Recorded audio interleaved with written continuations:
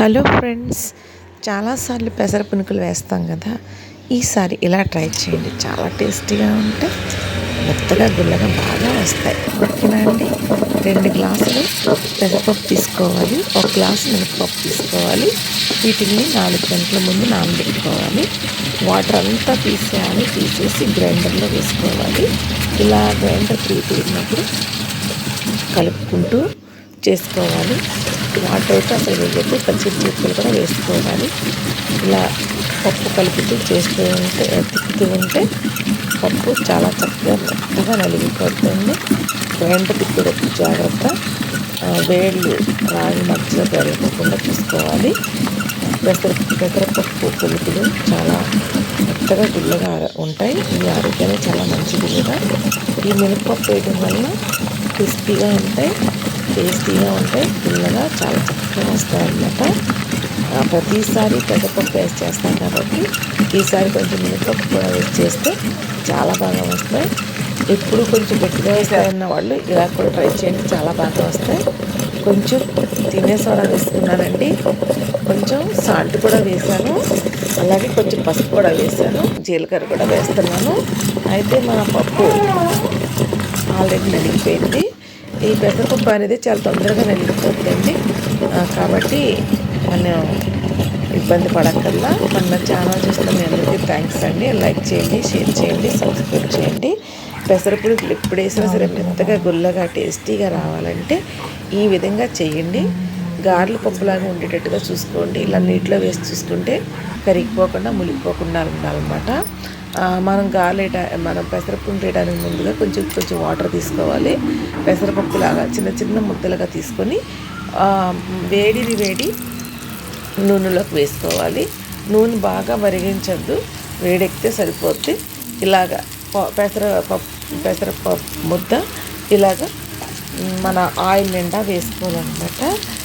ఎక్కువ వేసేసుకోవద్దు, ఒకదానికొకటి అంటుకుపోతే కరిగి ఉడకు.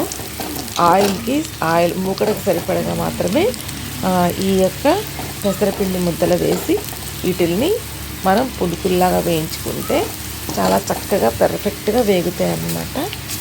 అందరూ కూడా ట్రై చేయండి. ఈ మెథడ్ చాలా బాగుంటాయి పెసర పులుకులు.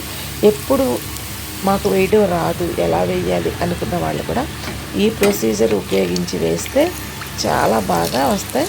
కొత్త వాళ్ళు కూడా రుచిగా మెత్తగా అందంగా చేసుకోగలరు. ఇలా ట్రై చేయండి. ఇప్పుడైతే పర్ఫెక్ట్గా చాలా బాగా వచ్చాయండి, చూస్తున్నారు కదా. కాబట్టి ప్రతి ఒక్కరు కూడా ఇలా ట్రై చేస్తారంటే, మరి ముఖ్యంగా వంట రాని వాళ్ళు ఇలా ట్రై చేస్తే చాలా బాగా వస్తాయి. మరి మనం హోటల్లో తినే పెసర పులుకుల్లాగా, మనకి రోడ్డు మీద అమ్మే బండలో పెసర పులుకుల్లాగా మెత్తగా అందంగా రుచిగా గుల్లగా రావాలి అంటే మనం పెసరపప్పులో 2 గ్లాసుల పెసరపప్పులో 1 గ్లాసు పప్పు వేసి చేసుకుంటే చాలా బాగా పెసర పునుకులు వస్తాయండి. వీటితో పులుసు పెట్టుకున్నా, ఎగురు పెట్టుకున్నా చాలా టేస్టీగా ఉంటాయన్నమాట. 1 పెసర పునుకు 2 పెసర పునుకులు తిన్నోడు ఎప్పుడు తినవు అనేవాళ్ళు కూడా 3-4 తింటారు. చాలా టేస్టీగా ఉంటాయి.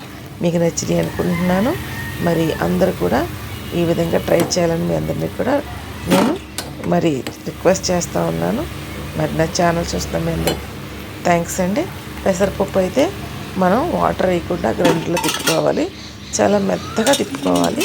అలా తిప్పుకున్నప్పుడే మనకి ఈ పెసరపులుకులు అనేవి చాలా మెత్తగా గుల్లగా వస్తాయి అన్నమాట. చాలా టేస్టీగా కూడా ఉంటాయి.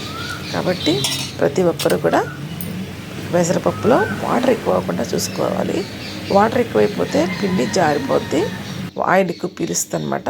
వాటర్ ఎక్కువ అవ్వకుండా మనం ఈ మినపప్పు గారెల పప్పులాగా రుబ్బుకుంటే చాలా బాగుంటాయి అన్నమాట.